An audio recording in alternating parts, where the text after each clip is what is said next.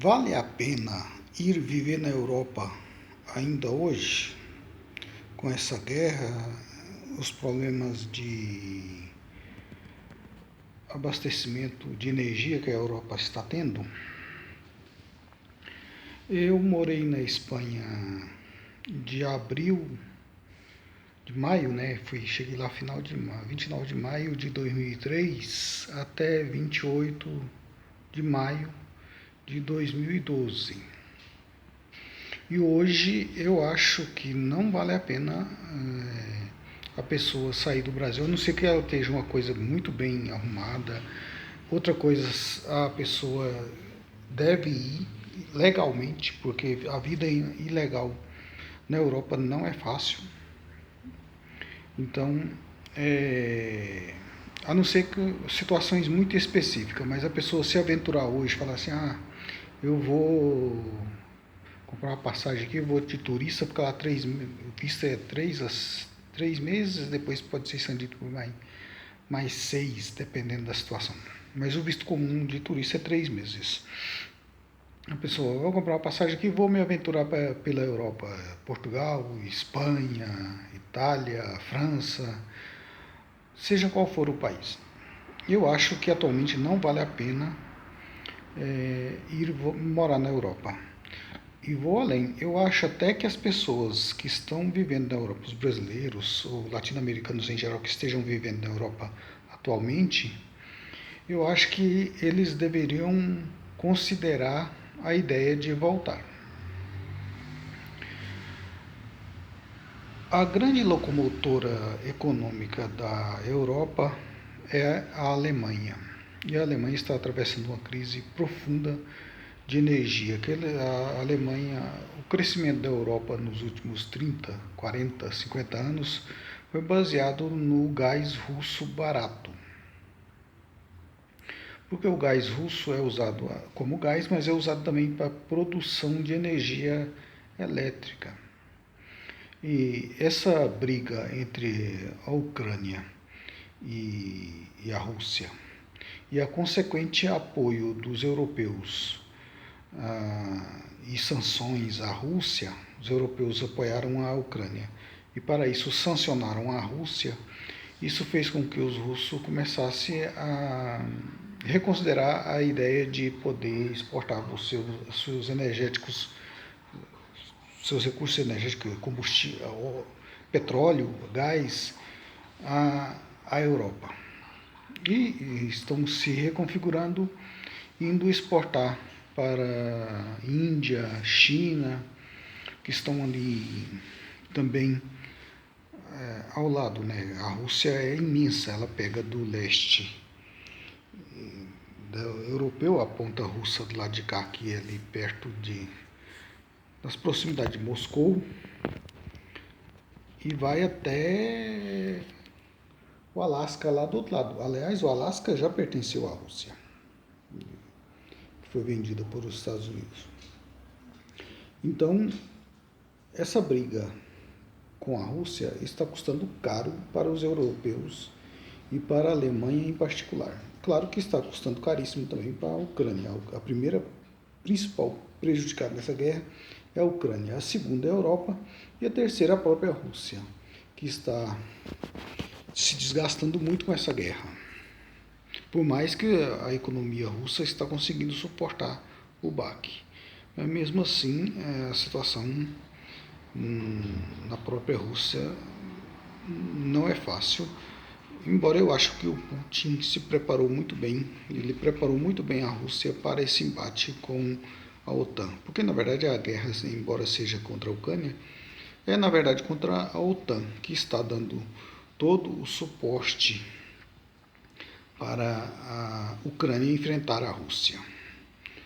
Porque a guerra é na Ucrânia, mas a guerra é entre a OTAN, comandada pelos Estados Unidos, e a Rússia. E para desgastar a Rússia, os Estados Unidos fomentou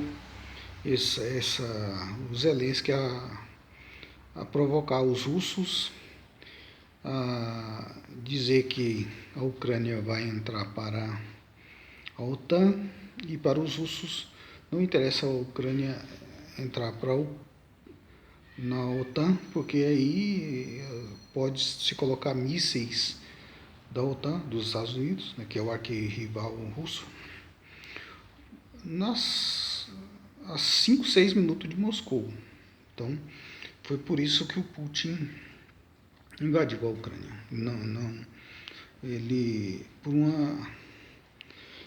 Digamos que ele deu um tiro no pé para não levar um tiro no peito futuramente, porque se ele aceitar a Ucrânia fazer parte da OTAN, ele vai estar cercado pela OTAN. Por isso a causa da guerra, além do conflito com os Estados Unidos.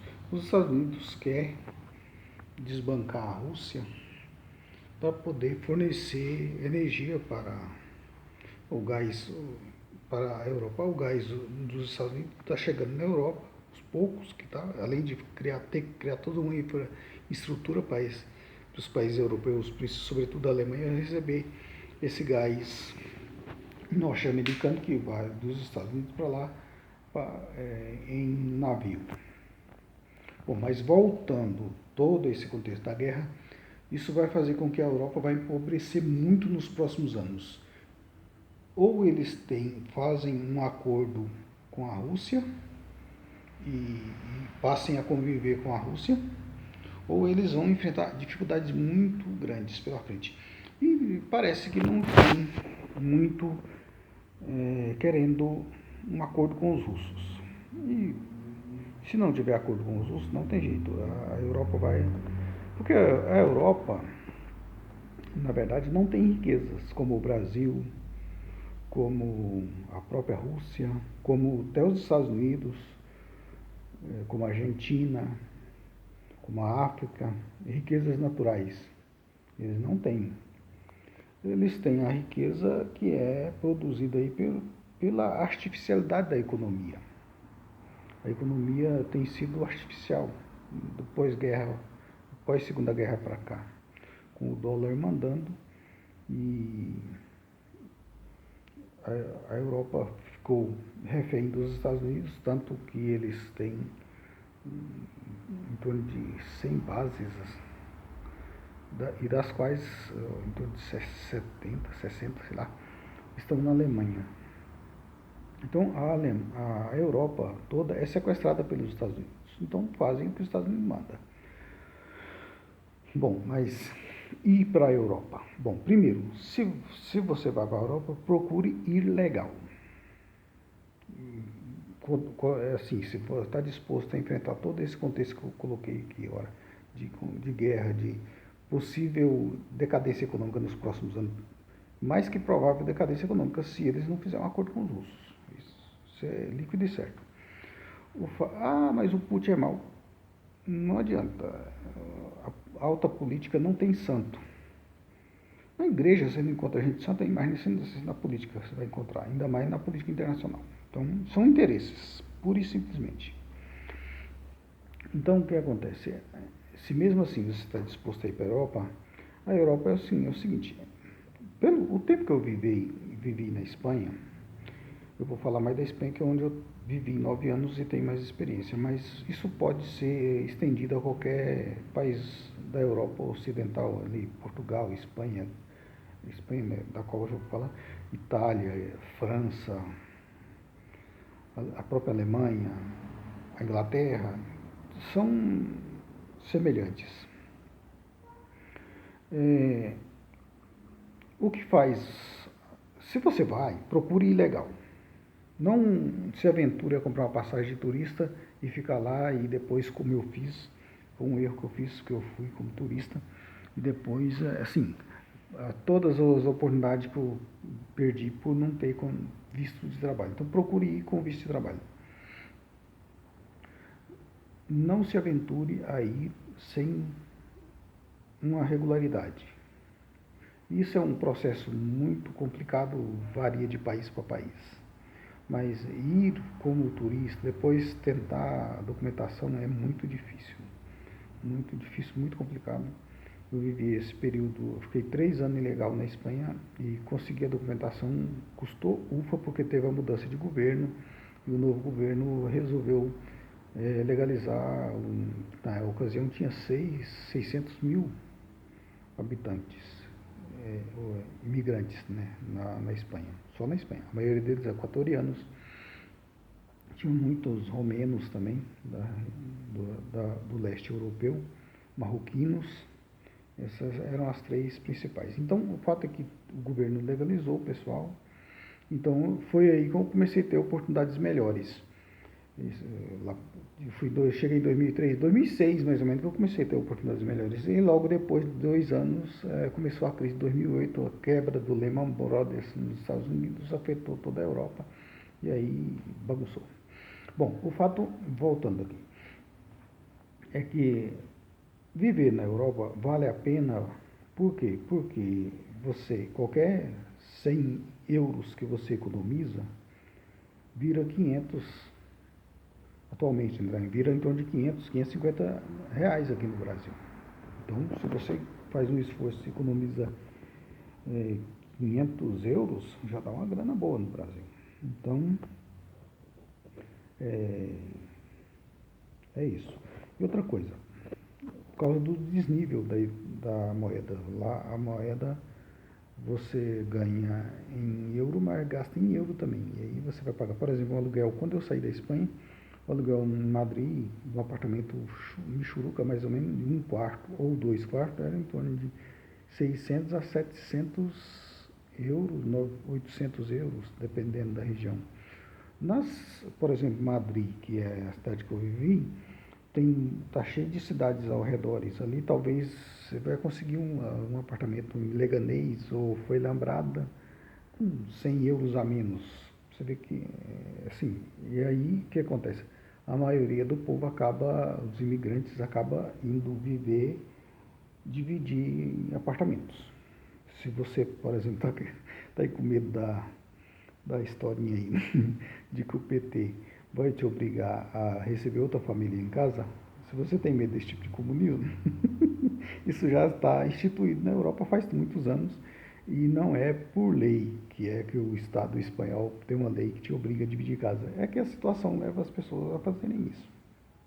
Então é comum você ver andar em Madrid e ver nos pontos de ônibus os cartazinhos, o pessoal anunciando quarto para alugar. Na época que eu morava lá, o quarto era ao redor de 300 euros um quarto, aluguel de um quarto. Então, casais viviam em quarto, até famílias, um casal com a criança, às vezes, viviam em quarto. Então, assim, é uma vida complicada. Se você não quer enfrentar o comunismo de dividir casa, você vai ter que ir para Cuba. Em Cuba, todo cidadão tem direito a uma casa. Só que eu não sei se para estrangeiro. Bom, deixando essa brincadeira de lado, o fato é que você pode ganhar dinheiro na Europa, mas eu acho que esse período já foi. Quando eu morava lá, o real aqui valorizava pra caramba, né? O real chegou a ser 2,50 no máximo. Então, se você pegava 100 euros lá e mandava, chegava a 250 reais aqui. Então, não foi um período muito, muito bom para quem esteve lá. Agora, de uns tempos para cá, o real se desvalorizou muito, então esse dinheiro rende mais aqui. Só que as condições de vida na Europa caiu muito e deve cair muito nos próximos anos, que eu estava falando sobre a Alemanha, que puxa os restos das economias na Europa. E se a Alemanha começa a entrar nessa degringolada geral aí, o resto da Europa também. Por isso que eu acho que não vale a pena hoje vocês se aventurar aí, ainda mais ilegal na Europa. Não vale a pena, porque a situação por lá...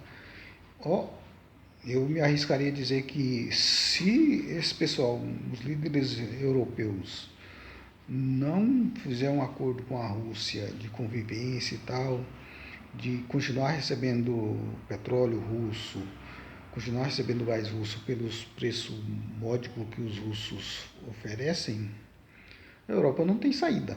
E a persistir essa cabeça dura dos europeus em não se dobrar, não é questão de se dobrar, é que enfrentar uma realidade, eles não têm riqueza, que é o petróleo e o gás, que é fundamental para uma economia funcionar.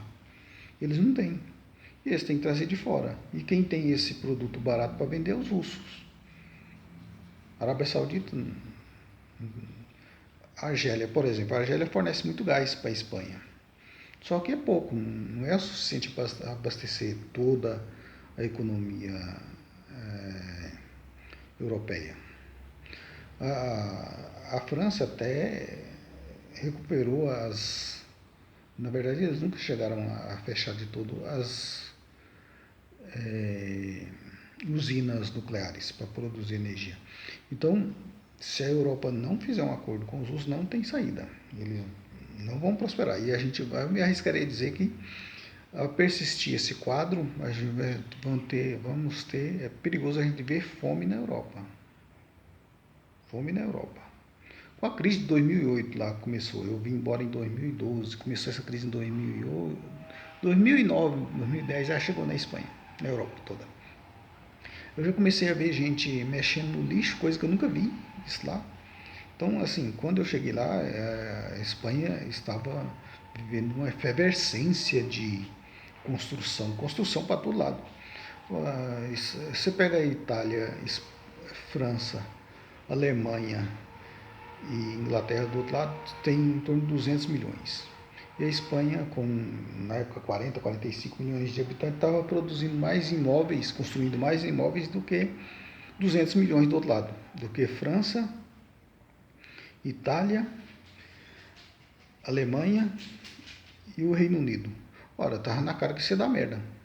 Eu até comentei com o meu chefe lá, eu trabalhava pintando casa lá. Isso vai dar ruim uma hora. E ele fala, não, mas aqui nós na Espanha, arrogantes, né? Não, aqui na Espanha nós gostamos de ter uma casa para viver e outra para alugar. Ah, tá. Então tá. E logo, depois de um ano, mais ou menos, disso começou a ruir tudo. Porque era uma bolha imobiliária, teve uma bolha imobiliária tremenda nos Estados Unidos que se explodiu. E a Espanha também teve uma bolha imobiliária imensa que explodiu também nessa época. Aliás, é interessante a Espanha, porque o principal problema social na Espanha é a moradia. Por isso que tem tanta gente vivendo, até espanhóis mesmo, vivendo, dividindo casas. E não é porque tem uma lei comunista que obrigue, é a situação econômica. Deixar de ser comunista custa caro. Deixar de ser uma pessoa comum custa caro. Então, se você agora, como experiência de vida, é super recomendável. Agora, se a questão é só o dinheiro, monta-te um negócio no Brasil, um negocinho, começa com um negocinho e você tem possibilidade de crescer.